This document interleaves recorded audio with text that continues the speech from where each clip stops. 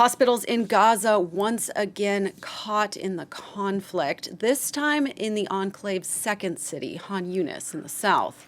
Israeli forces are battling militants near the main hospital there, with hundreds of patients and thousands of displaced people unable to leave. Israel has ordered people to evacuate the area, and thousands are fleeing south toward the town of Rafah. But nearly 1.5 million people are already crowded into shelters and tent camps in Rafah, and the conditions there are dire.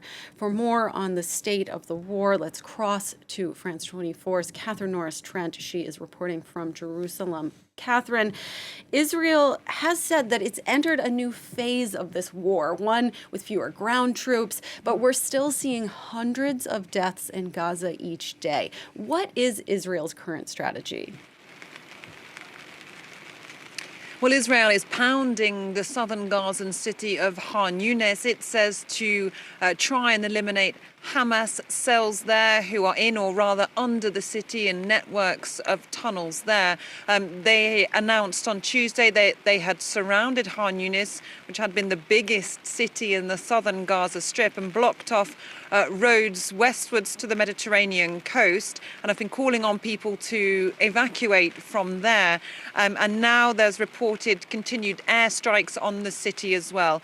And so you've had people trying to flee there desperately towards Rafah. That's even further south in the Gaza Strip towards the border with Egypt. But there are already said to be 1.5 million Gazans sheltering there, crowded into an ever smaller area, some of them in a very flimsy makeshift accommodation and tents as bad weather hits this region.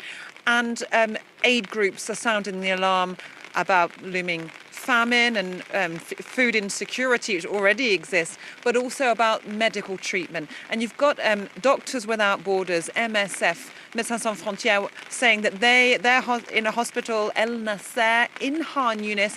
They say they're surrounded, cut off from the outside, with around 850 patients and thousands of other people sheltering from there. You've got the Palestinian Red Crescent Society saying that their vehicles taking people to hospitals are coming under attack, and there's increasing concern about hospitals again being surrounded there, and what that means for the health crisis and the humanitarian situation there in Khan Younis as things get increasingly desperate.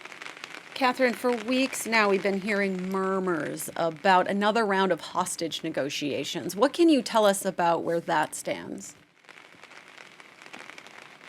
Right. There have been a raft of reports, especially in recent days, about another possible ceasefire, or pause in the fighting at least, that could be announced imminently. For the moment, nothing of that is confirmed.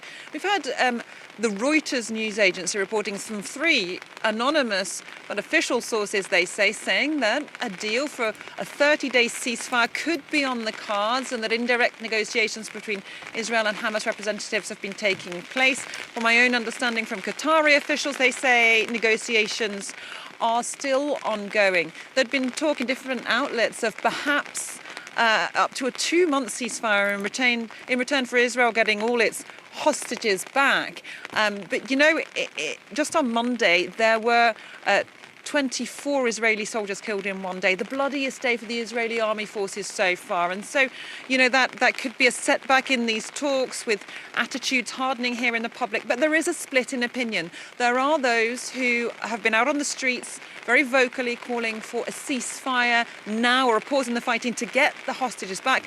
And there are others we've spoken to at the funerals of some of those fallen soldiers who say that the fighting must continue until victory.